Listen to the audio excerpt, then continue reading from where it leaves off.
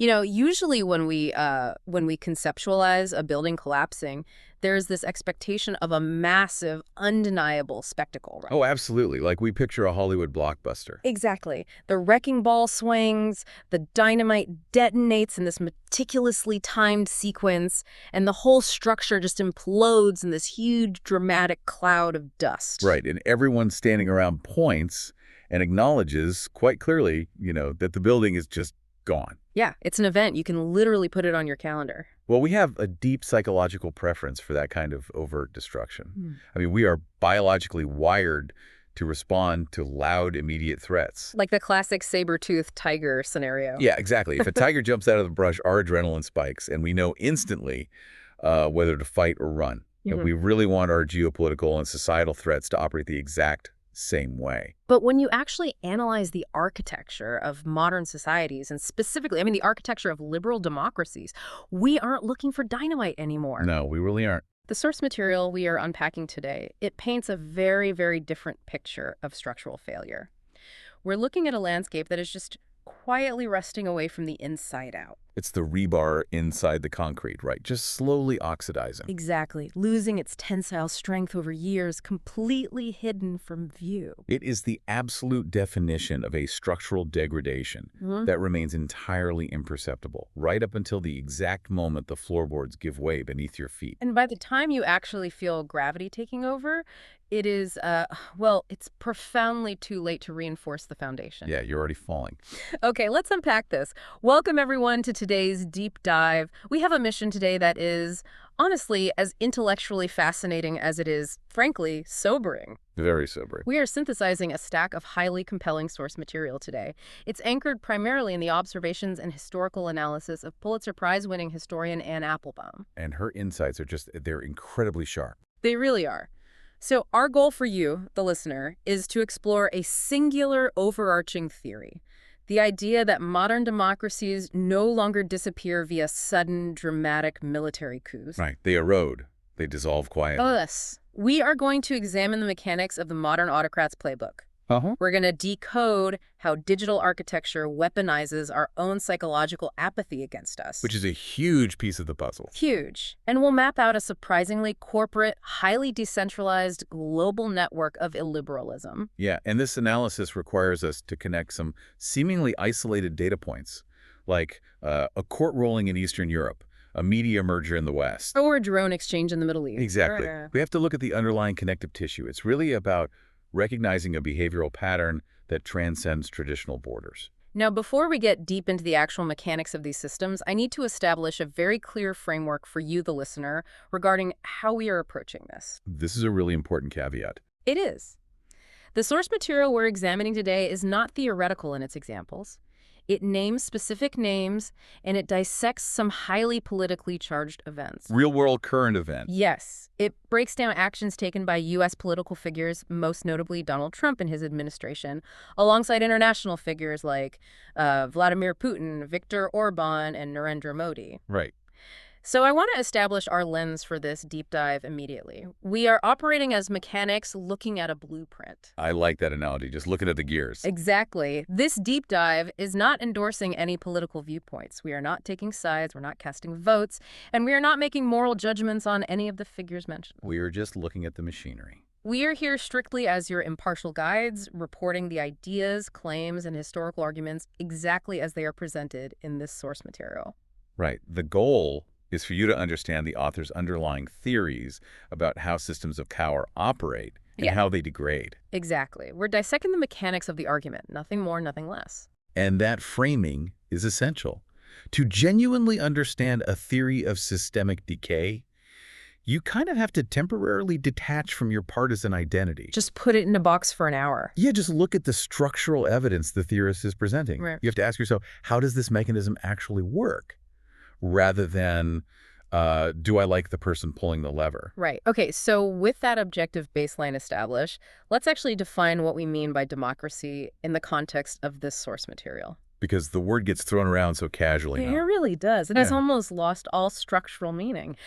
Is a democracy just a country that happens to have a parliament building and a ballot box? Emphatically no. The analysis we are reviewing makes a stark distinction between the aesthetic trappings of democracy and the functional load-bearing walls. Okay, so what are the load-bearing walls? Well, yes, ordinary people must have some tangible mechanism to influence power. But the true foundation relies on strict, aggressively maintained checks and balances. Right. And above all else, the rule of law.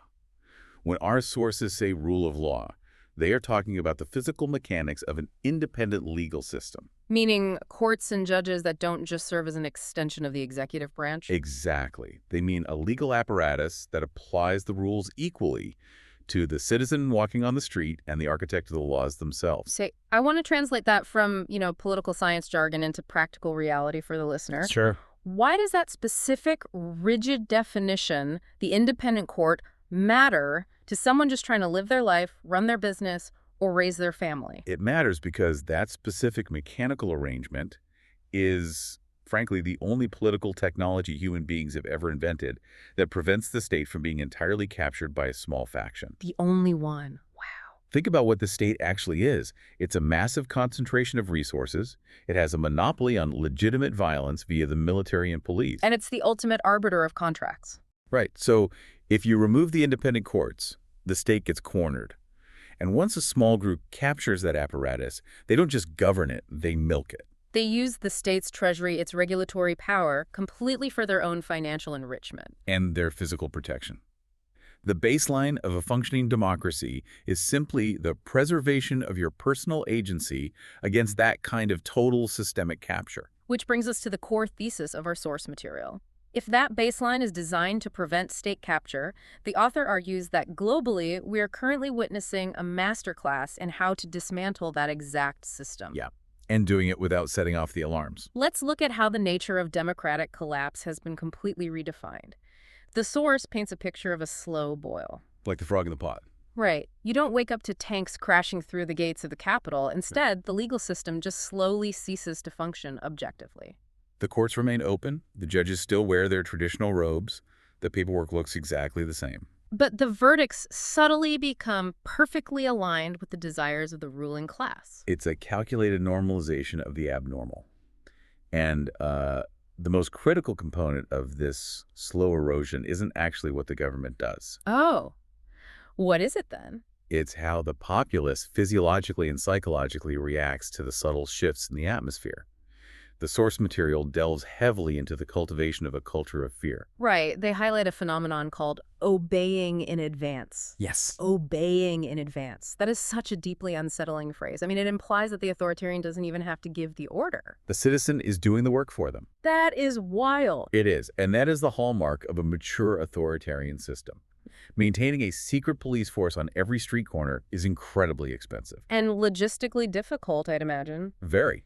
The Yeah. system runs much more efficiently if citizens just police their own thoughts and actions. The author actually provides a highly visceral anecdote to illustrate the mechanics of this self-censorship, right? She does. She describes being in Russia, spending time with her ex-mother-in-law, and they are engaged in a completely mundane activity, ice skating. Just a normal winter day. Yeah. The air is cold, people are laughing, the environment is totally casual, and the author asks a passing conversational question. What's Putin like as a guy? I mean, that's a completely standard piece of small talk you might have about any global leader. Precisely. But the psychological reaction is immediate and absolute. The mother-in-law completely shuts down. Wow. She refuses to engage with the topic, killing the conversation dead right there on the ice. Wow. Now, we have to look at the mechanics of that moment. Was there an armed guard standing next to them? No. Was there a direct, immediate threat of violence? No. But the mother-in-law had fully internalized the invisible barrier. She was running a subconscious calculus, like what are the potential consequences if someone nearby overhears? Exactly. Or if the wrong person was informed. She was obeying the unwritten rules of the regime in advance of any actual threat. That invisible chilling effect is fascinating. But here is where the source material draws a parallel that hits much closer to home for Western audiences. Yes, this is the really alarming part. The author claims this exact mechanism of self-censorship isn't just a relic of Eastern European autocracies. It is actively being observed right now in places like Washington, D.C. Are you here at home? She describes a shift among career government workers and lifelong bureaucrats. These are people who historically served administrations of all political stripes neutrally. Just doing their jobs. Right. But suddenly they are becoming acutely cautious about what they say, what they put in emails, and to whom they speak within their own offices. They're operating under a looming fear of retribution or sudden termination if they express a view or even state an objective fact that doesn't perfectly mirror the aligned administration. It's the bureaucratic equivalent of the ice skating rink. That's a great way to put it. You stop writing the candid intelligence brief, you soften the language in the environmental report. And you don't do it because you are explicitly ordered to. You do it because you anticipate the punishment. And the system decays because the flow of objective information just stops.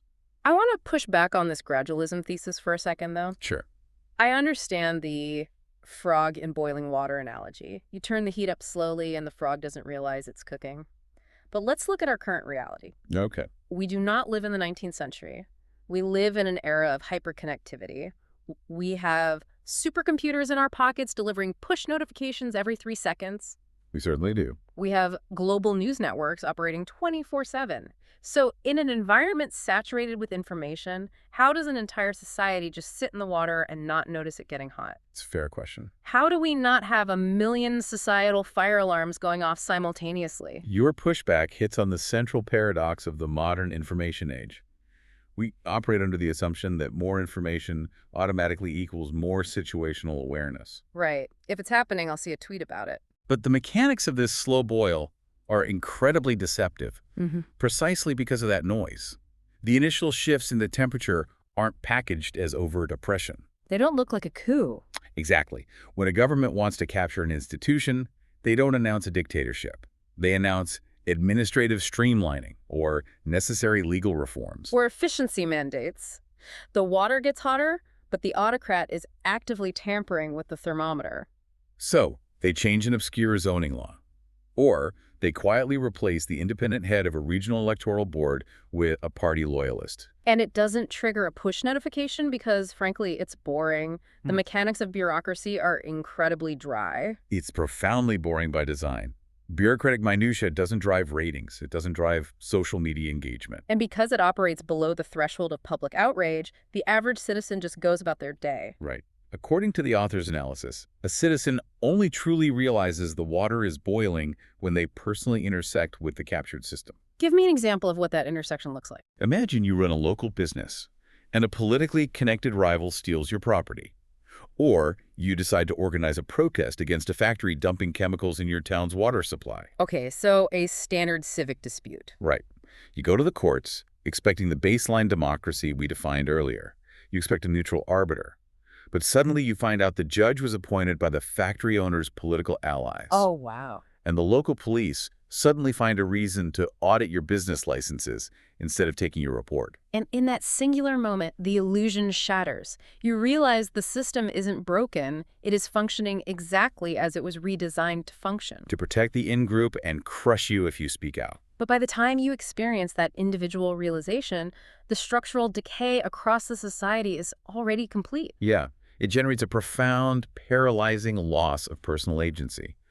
The citizen realizes their voice has zero mechanical leverage. Leaving them with basically two options, right? Stay completely silent or abandon their country. The architecture of the trap is designed so that the realization of its existence only occurs after the doors have been permanently welded shut.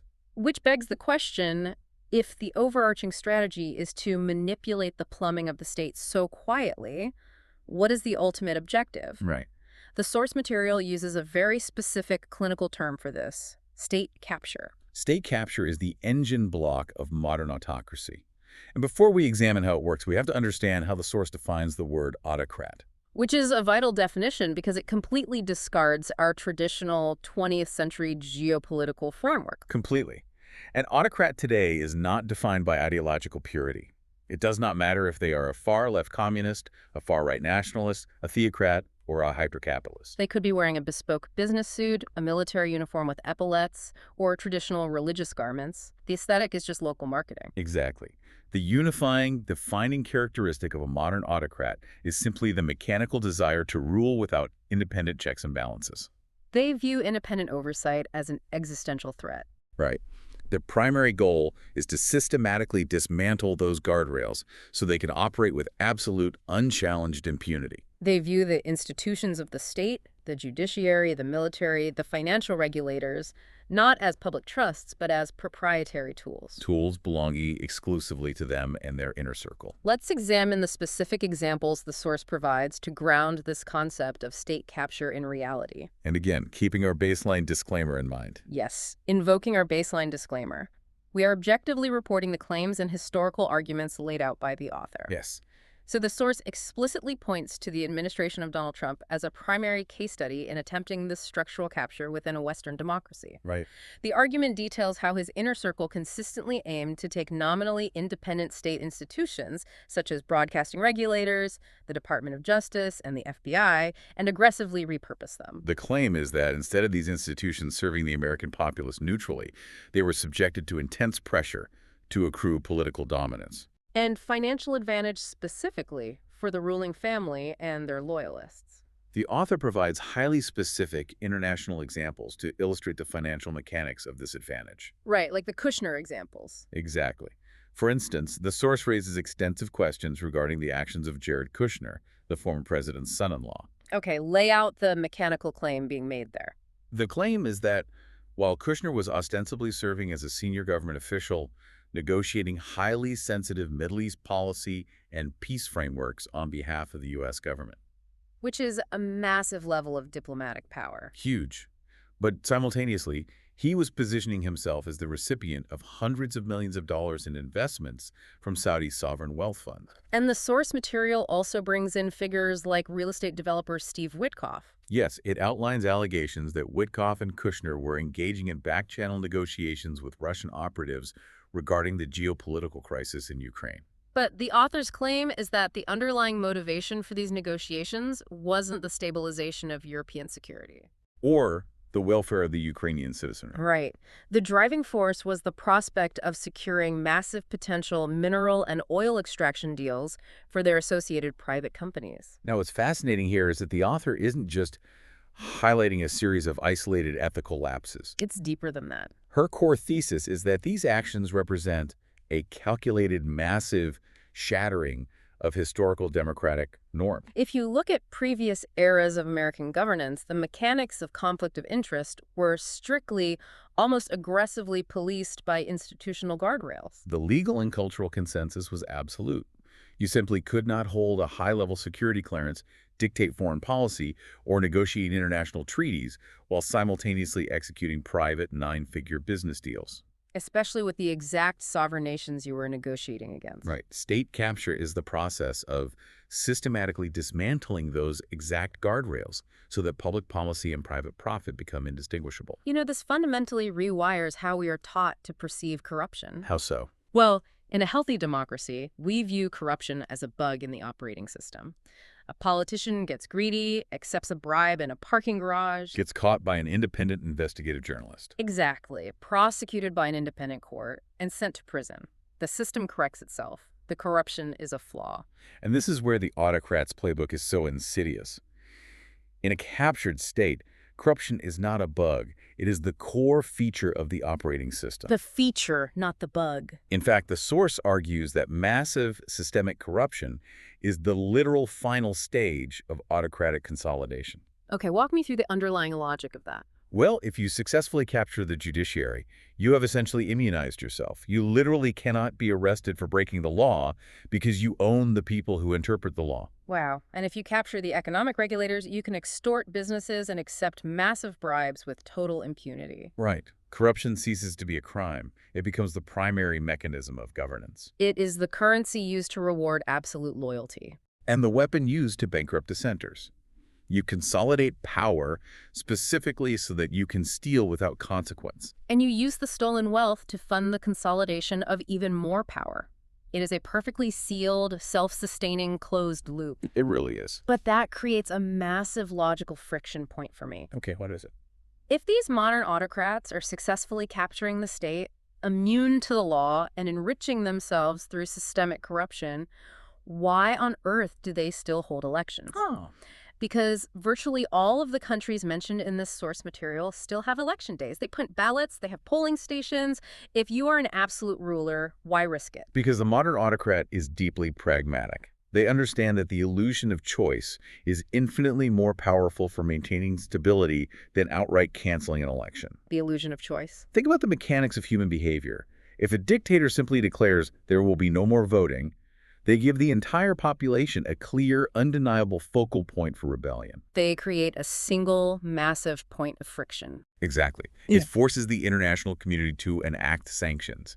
It is bad for business. So what's the alternative? Instead, the strategy is to manipulate the electoral machinery so thoroughly that the outcome is mathematically predetermined months in advance. While ensuring the event itself still perfectly mimics the aesthetic of a democratic process. Right. The source outlined exactly how this illusion is constructed.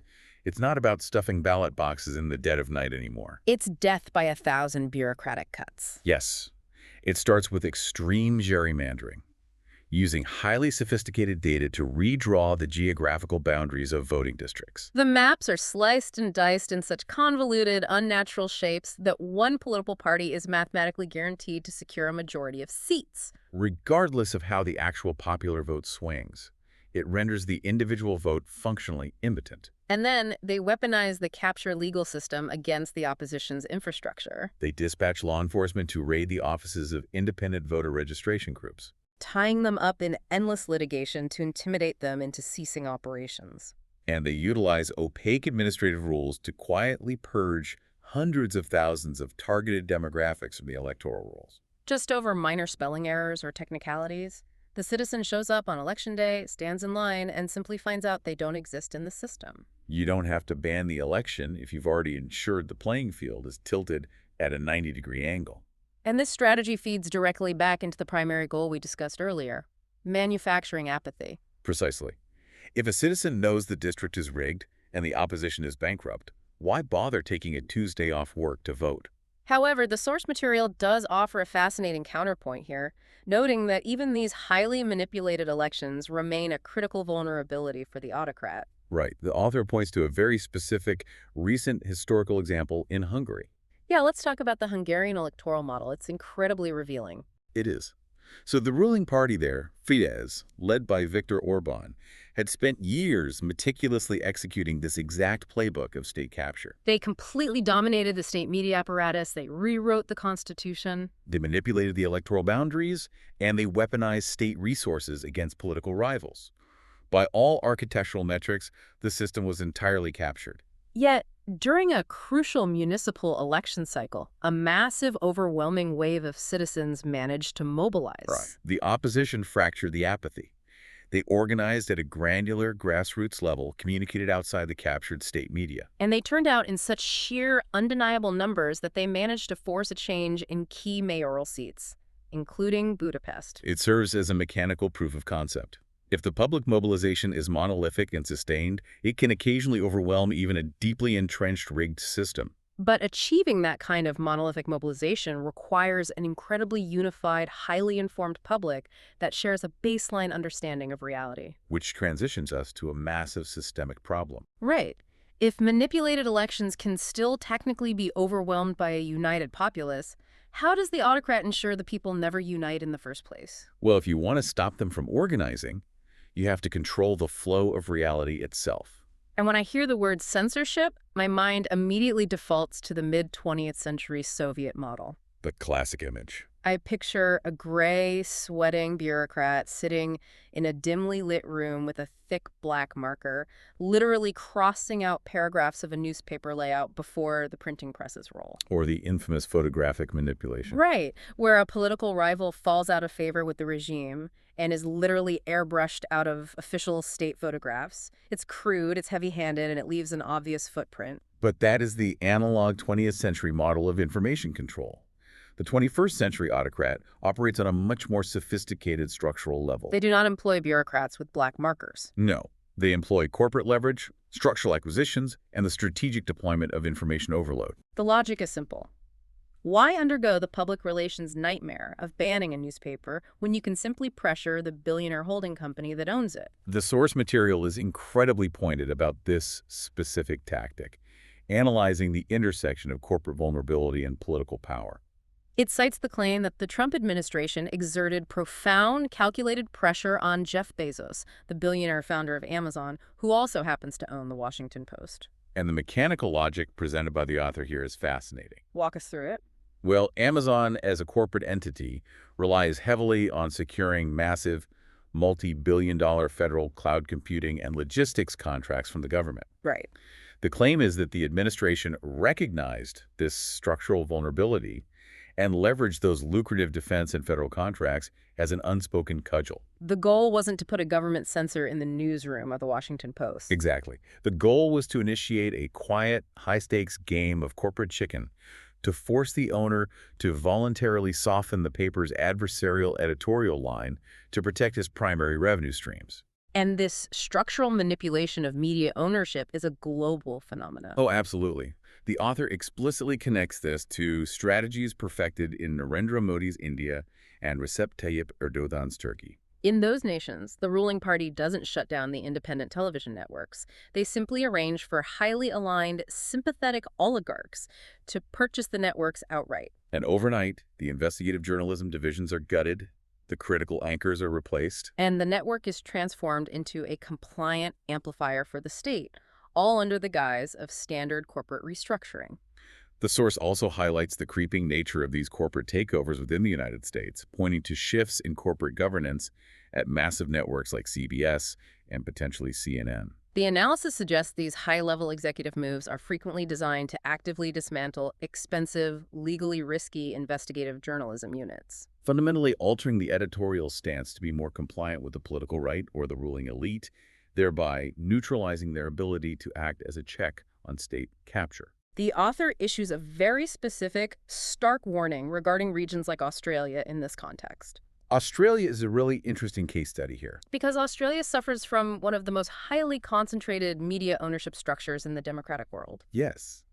When a remarkably small handful of billionaires and corporate boards control almost every major newspaper, radio station, and television network a citizen consumes, it creates a catastrophic structural vulnerability. Historically, this exact vulnerability is why healthy democracies instituted rigorous anti-monopoly media ownership rules. It is why they spent public funds to build independent, charter-bound institutions like the BBC in the UK or the ABC in Australia. The mechanical purpose of those institutions was to legally mandate a space for nuanced, fact-based, multi-partisan debate that wasn't beholden to the financial whims of a single corporate interest. Or reliant on government contracts for survival. But as dangerous as corporate consolidation is, it is still fundamentally a defensive maneuver. It's about stopping bad news from getting out. Right. The most insidious, aggressive form of modern censorship operates on an entirely different psychological premise. Here's where it gets really interesting. The source material delves into a concept heavily championed by political strategist Steve Bannon. It has been vulgarly, but perhaps most accurately, described as flooding the zone with shut. In academic and intelligence circles, it is referred to as the fire hose of falsehoods. Okay, so how does a fire hose work mechanically? Understanding the mechanics of the fire hose requires a profound shift in how we think about propaganda. Right. The old Soviet goal of propaganda was pedagogical. The state wanted to convince the public to believe a specific alternative lie. They wanted you to believe that the glorious leader single-handedly invented the tractor, or that the grain harvest was bountiful despite the famine. They needed you to adopt a false truth. But the new modern strategy is entirely divorced from belief. The fire hose doesn't care if you believe the lie. The goal is the total destruction of the concept of objective truth altogether. Right. It is applied psychological warfare aimed at generating mass cognitive overload, which ultimately results in nihilism. Think about the capacity of the human brain. Yeah. If a citizen is bombarded with 100 conflicting, highly emotional, deeply contradictory narratives every single day, Some of which are objectively true, some which contain a grain of truth wrapped in a conspiracy. and some which are wildly, demonstrably false, the brain simply lacks the bandwidth to process it. A person working an 8-hour shift and raising children cannot act as a full-time forensic fact-checker. Exactly. So what is the natural psychological defense mechanism? The defense mechanism is disengagement. The citizen completely tunes out. They throw their hands up in the air and say, I have absolutely no idea what is actually happening. Every politician is lying. Every news outlet is biased. I cannot trust a single piece of information, so I am just going to focus entirely on my immediate family and stay out of the public sphere entirely. They become deeply cynical. They become apathetic. And apathy, as the source repeatedly emphasizes, is the modern autocrat's absolute best friend. An apathetic citizen does not organize a grassroots movement. An apathetic citizen does not stand in the freezing rain to protest a corrupt judge. An apathetic citizen doesn't even bother to vote. They voluntarily surrender their agency to the state because the cognitive friction of trying to decipher reality is simply too exhausting. It is the most brilliant form of censorship ever devised. Censorship through noise. You don't have to silence the opposition's broadcast. You simply hand a megaphone to a million screaming lunatics, place them right next to the opposition, and the truth is completely drowned out in the cacophony. But here is the truly structural terror of this moment in history. Okay, what is it? Autocrats today do not even have to expend state resources to flood the zone. They don't need to hire massive armies of propagandists to manually write a million fake articles. Or fund thousands of printing presses? Because, as our source material painstakingly points out, the tech sector in Silicon Valley essentially built an automated, self-sustaining machine that executes this strategy for them, for free. Which forces us to examine the foundational architecture of the modern public square, the algorithm. The source makes a fascinating macro-level observation here that completely shifts the paradigm. I found this part brilliant.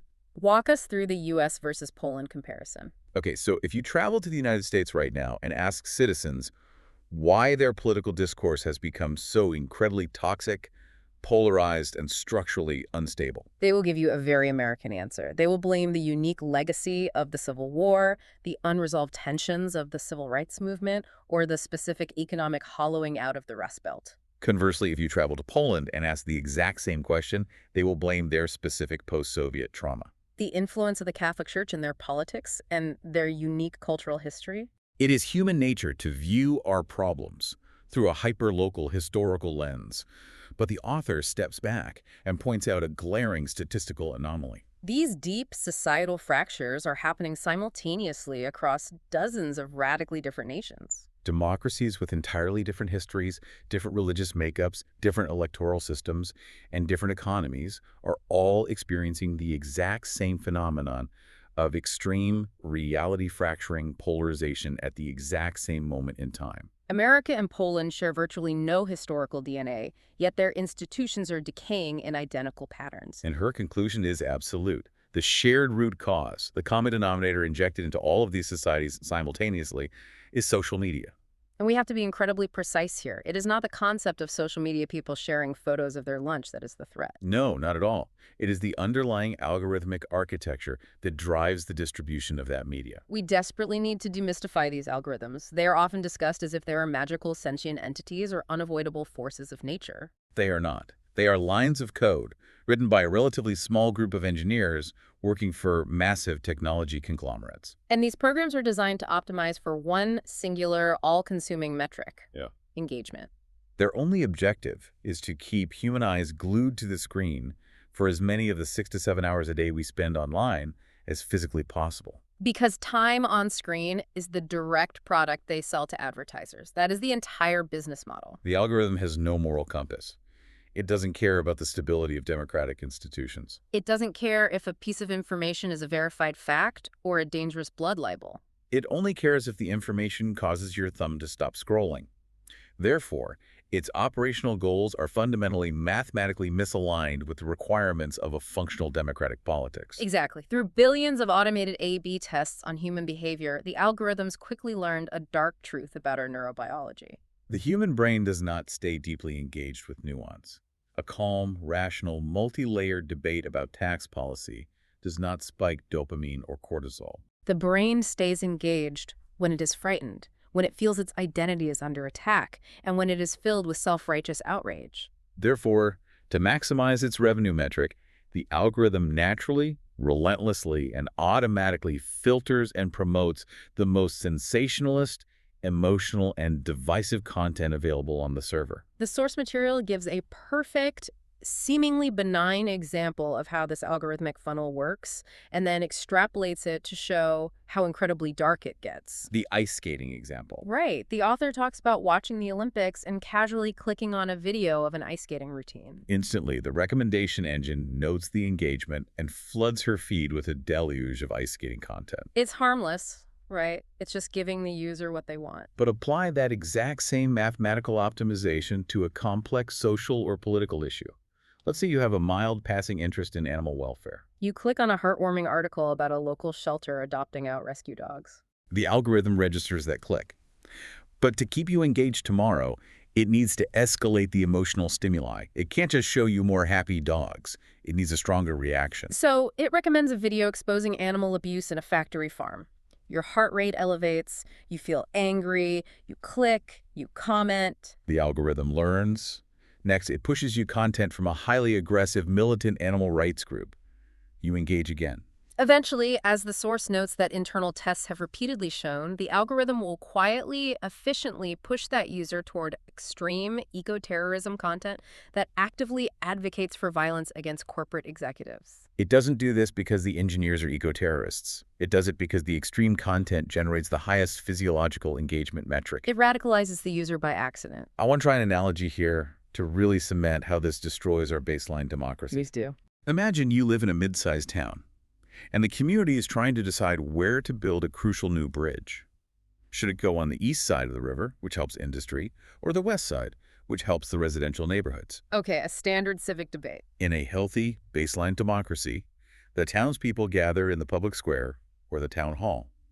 The east side advocates make their economic case, the west side advocates make their community case. The debate might get incredibly heated. People might yell. But everyone in that room is operating within the same shared reality. They all hear the same arguments, they're looking at the same map of the river, and they have to acknowledge the physical existence of their neighbors. That is the traditional public square, which relies on a foundation of shared facts. Now, imagine replacing that town hall with an algorithmic feed. It is like forcing the townspeople to live in isolated houses where the windows don't show you the outside world at all. The windows are actually high-definition mirrors that only show you a reflection of your own angry face, digitally amplified. If you are an East Side Bridge supporter, your mirrored house only shows you articles about how the East Side is an economic utopia. But worse, it curates wildly distorted extreme caricatures of the West Side supporters. It feeds you videos of the most unhinged West Side residents screaming. It tells you the West Side people don't just disagree on zoning. It tells you they want to destroy the town and hate your family. Meanwhile, the West Side people are trapped in their own mirrored houses, being fed the exact same diet of extreme paranoia about you. If we look at the mechanical result of that analogy, it represents the total destruction of a society's ability to govern itself. You have entire populations living in highly curated, deeply polarized alternate realities. If you and your neighbor do not even share the same basic set of facts about what is happening in your own town, how can you possibly have a debate about the common good? You can't. The concept of a compromise becomes equivalent to treason. You don't debate your neighbor. You view them as an existential threat that must be eradicated. The algorithm automates the polarization that autocrats historically had to work incredibly hard to achieve. It does the heavy lifting of dividing the populace for them, creating a society that is too fractured to resist state capture. And this is where the global implications become truly alarming. Because this destruction of a shared reality is not just a tragic domestic accident caused by negligent tech CEOs. This fractured, polarized, algorithmic environment is being actively capitalized on, accelerated, and exploited by a very real, highly coordinated global network. Which brings us to the concept of Autocracy, Inc. The source material maps out a loose but highly synergistic network of illiberal states operating on the global stage. Vladimir Putin's Russia, Xi Jinping's China, the theocracy in Iran, the kleptocracy in Venezuela, the totalitarian regime in North Korea, among others. Now, on the surface, a critical listener should absolutely pause and push back on this premise, because this sounds remarkably like a simplistic Hollywood conspiracy theory. It really does sound like a Bond villain alliance. Exactly. If we look at the mechanics of these regimes, they share absolutely zero ideological continuity. How on earth do a hyper-capitalist nationalist kleptocracy like Russia, a massive communist superpower like China, a radical Islamic theocracy like Iran, and a bizarre isolated family dictatorship like North Korea actually work together? They don't have the same economic systems. They don't have the same religious beliefs. Historically, they don't even like or trust each other. That ideological friction is exactly the paradox the author addresses. And resolving it requires us to completely abandon our Cold War frameworks. Right. During the Cold War, alliances were built on shared ideology, the capitalist bloc versus the communist bloc. But Autocracy, Inc. does not function like a traditional geopolitical alliance. They are not sitting around a giant mahogany table in a secret bunker sharing a unified utopian vision for the future of humanity. They're entirely transactional. What binds them together is not a shared ideology, but a shared existential enemy. And that enemy isn't necessarily a specific country. It is the fundamental language and mechanics of liberal democracy itself. Exactly. Concepts like universal human rights, independent judiciaries, freedom of speech, anti-corruption watchdogs, and a free press. These concepts are not just annoyances to an autocrat, they are mortal threats to their grip on power and their ability to extract wealth from their captured states. The source makes a brilliant structural point. For an autocrat, the mere existence of a successful, thriving democracy located nearby is a deeply destabilizing force. The author uses two highly specific geographic examples to illustrate this: Taiwan for China and the European Union for Russia. Let's take Russia first. If you are Vladimir Putin, ruling over a stagnant, heavily sanctioned, corrupt economy where dissent is criminalized, the last thing you want is for millions of your citizens to look across the border at Poland, Germany, or the Baltic states. Because if Russians see people with a shared history living freely, electing their leaders, and achieving massive economic prosperity through integration with the West, Those citizens are inevitably going to ask, why can't we have that here? The comparison itself is dangerous. similarly, for the Chinese Communist Party, the existence of Taiwan is an ideological nightmare. Yes. Taiwan is a highly successful, technologically advanced, incredibly prosperous, culturally Chinese society that operates as a vibrant democracy. Its very existence completely annihilates the CCP's core domestic argument: the lie that the Chinese people inherently require a strict, authoritarian, top-down system in order to maintain stability and thrive. Therefore, it is in the vital, shared, pragmatic interest of all these disparate autocratic regimes to actively undermine, destabilize, and globally discredit the democratic model. They need democracy to look inherently chaotic, weak, hypocritical, and fundamentally unappealing so their own citizens never demand it. They want their populaces to look at the West and see nothing but riots, algorithmic polarization, and dysfunction. And the source material meticulously details how this cooperation actually functions in practice. It is a highly pragmatic exchange of goods, services, and tactics, playing out in both the military and financial sectors. Let's look at the sheer military mechanics of the current war in Ukraine. Right. The source points out that Russia's massive grinding war machine would likely have suffered catastrophic supply chain failures without the quiet, persistent infusion of Chinese dual-use components, microchips, and technology. You have the surreal reality of North Korean troops literally being deployed to the European continent to fight and die on Russia's behalf. You have the extensive use of Iranian technology, specifically the Shahed loitering munitions, or suicide drones. Iran exports these drones to Russia. Russia uses them to bombard Ukrainian power grids and apartment buildings. And then crucially, the Russian military gathers the battlefield data, improves the technology based on how Western air defenses reacted, and sends the upgraded data back to Iran to improve their own domestic arsenal. It is an active, ongoing exchange of military R&D fueled by a shared desire to exhaust Western resources. And while the military cooperation is brutal, the financial cooperation is arguably even more insidious because it relies on the complicity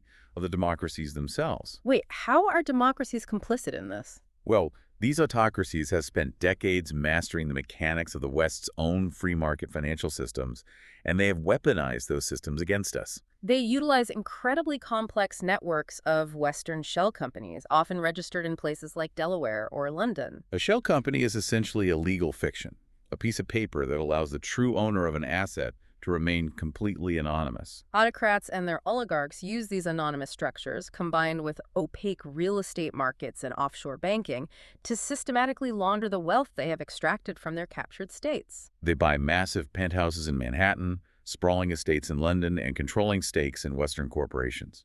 They exploit the open, legally protected frameworks of democratic economies to safely store and grow the funds they need to maintain their closed, authoritarian systems back home.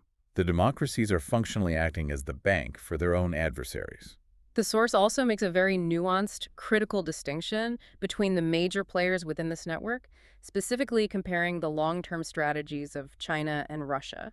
It would be a mistake to view them as identical operators. Right. The author portrays the Chinese model as a much smarter autocracy, and by smarter they mean strategically patient and focused on structural dominance rather than territorial conquest. Yes. If you look at Russia, they are currently expending massive amounts of blood, domestic treasure, and international political capital on a brutal, grinding 20th century-style land war in Ukraine. It is a war of territorial expansion and imperial nostalgia. China historically has operated with much greater caution regarding kinetic warfare.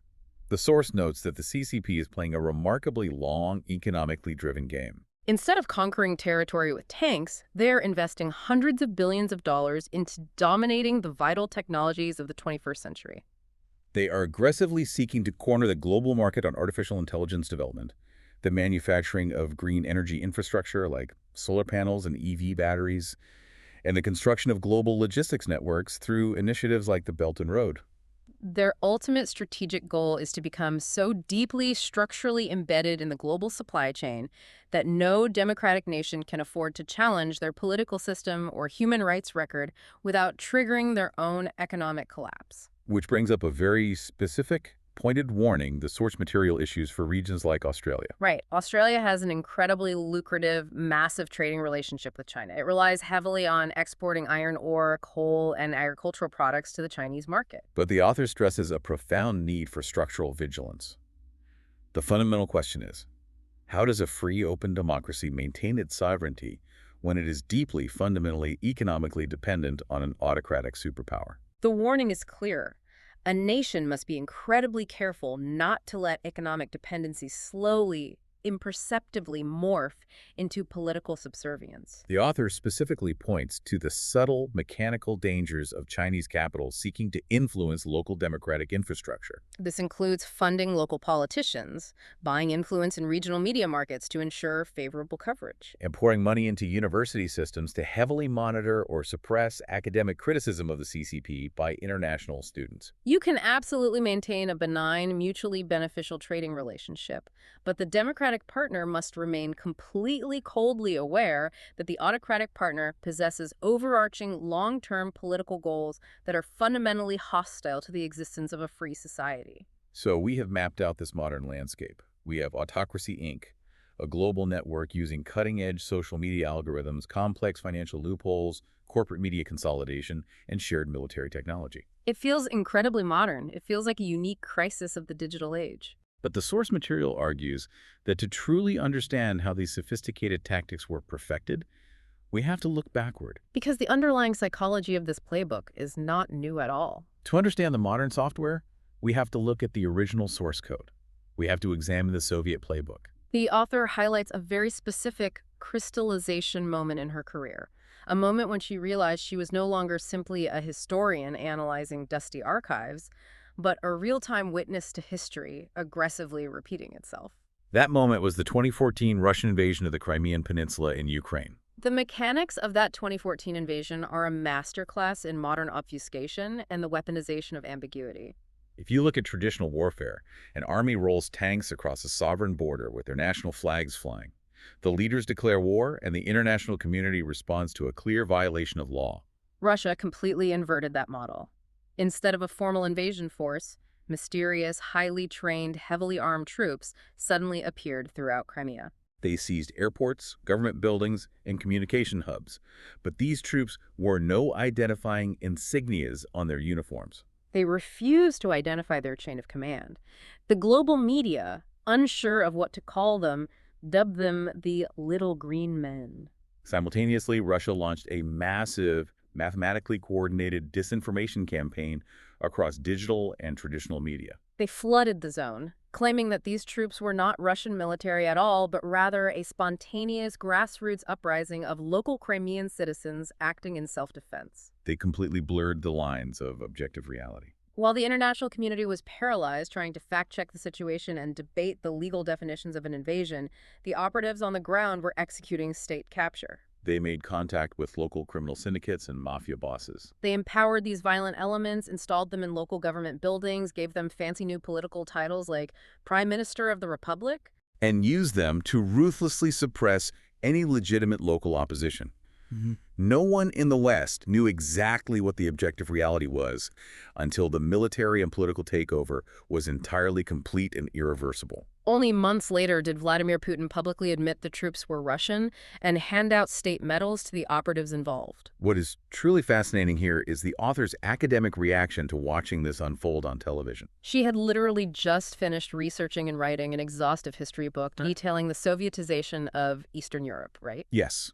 Specifically how the USSR dismantled the governments of Poland, Hungary, and East Germany in the chaotic aftermath of World War II. As she watched the events in Crimea in 2014, she realized she was watching the exact same tactical playbook from the 1940s being executed in real time. Soviet troops pretending to be local Polish militias to avoid international outcry. The deliberate empowering of local criminal elements to act as brutal, deniable enforcers for the state. The total overwhelming of the local information space with contradictory lies to paralyze the public. It was the exact same architecture of deception, simply updated for the digital age and deployed with the speed of the internet. This deep historical connection brings us to a remarkably poignant, visceral moment near the end of the Source interview. The host asks the author to share a physical item of significance that represents her work, and she shares a tiny black lacquer box. She bought it in Leningrad, which is now St. Petersburg, in the winter of 1985. The historical context of that specific year is vital to understanding the weight of the object. 1985 was the absolute tail end of the deep freeze Soviet era. It was just before Mikhail Gorbachev would come to power and initiate the reforms of perestroika and glasnost that eventually unraveled the empire. The author was living there as a young American exchange student. And she describes the sensory experience of living inside a true, fully functioning, mature totalitarian police state. She doesn't just talk about the laws, she talks about the palpable, suffocating weight of the atmosphere. She describes how ordinary citizens were literally terrified to be seen speaking to a foreigner on the street. She notes how her university teachers were incredibly stiff, rigidly formal, and visibly terrified of making a single ideological misstep in their lectures. They had to operate under the constant, completely rational assumption that their classrooms, their offices, and their homes contained hidden microphones and wiretaps. It was a society entirely gripped by paranoia. It was the absolute zenith of the obeying in advance culture we discussed at the very beginning of this deep dive. The black lacquer box serves as a physical manifestation of a closed, sealed, opaque society. And the author notes how that profound firsthand experience physically feeling the oppressive weight of a state apparatus that attempts to control every single aspect of truth, reality, and human interaction fueled the entire trajectory of her life's work. It motivated her to dedicate decades to trying to answer one profound underlying question of human nature. Why, when faced with the crushing weight of an autocracy, do some individuals risk their lives, their families, and their freedom to push back against the system, while others simply surrender their minds and adapt to the authoritarian reality? Which serves as the perfect pivot for us as we synthesize this material and wrap up today's deep dive. We have covered an immense amount of ground. We've dissected the slow, boring erosion of the rule of law. We've examined how institutions are captured for private wealth. We've looked at billionaires being pressured by defense contracts, algorithms mathematically designed to make you despise your neighbor, And a global, highly pragmatic network of autocrats actively working to dismantle the concept of a free society. The ultimate question is, what does this actually mean for you? You, the listener, navigating your commute or working at your desk or cooking dinner right now? The source material is remarkably candid in acknowledging that absorbing this structural analysis can induce a deep, paralyzing sense of fear and helplessness. When you understand the sheer scale of the financial, technological, and geopolitical machinery working against democratic norms, it can make you feel incredibly small. It can make you feel like the tide of history is simply too strong to swim against. But the ultimate resounding message the author leaves us with is a defiant, active rejection of that exact fear. She argues that freedom, true, lasting, mechanical freedom, requires the conscious, daily effort of mentally overcoming that induced paranoia. You have to recognize that the system wants you to feel helpless. It wants you to feel small. You have to consciously discard the fear that the autocratic playbook relies on. You have to realize that preserving your internal essence, maintaining your personal agency, and refusing to surrender your commitment to objective truth is paramount. They want you apathetic. They want you to log off, tune out, and accept the mirrored reality they have built. Therefore, actively caring, paying meticulous attention to the mechanics of your local institutions, and violently refusing to tune out is the ultimate act of democratic rebellion. Which leaves us with a critical and perhaps deeply uncomfortable final thought to ponder as we close. Throughout this deep dive, we have meticulously documented how modern autocracies are successfully weaponizing the very structural tools of free societies against us. They use our open, globalized financial systems to launder their money. They use our free market corporate structures to consolidate and control our media. And most importantly, they exploit the digital algorithms that we voluntarily, even eagerly, carry in our pockets every single day. So here is the question I want you to truly mull over the next time you open a social media app or read a headline. If the architecture of our modern world is increasingly built on these manipulated systems, if the water is constantly boiling, is it still actually possible to be a truly independent, perfectly informed citizen today? Or are we all, to some unknown, unsettling degree, already casting our votes, forming our deepest moral opinions, and making our choices based entirely on the unique, isolated, algorithmically mirrored realities that our screens have quietly built around us? It is a heavy, complex question, but it is one we all fundamentally need to ask ourselves every time we log on and engage with the public square. We want to thank you so much for joining us on this extensive deep dive. Keep questioning the structure, the information around you, keep looking past the mirrors, and we will see you next time.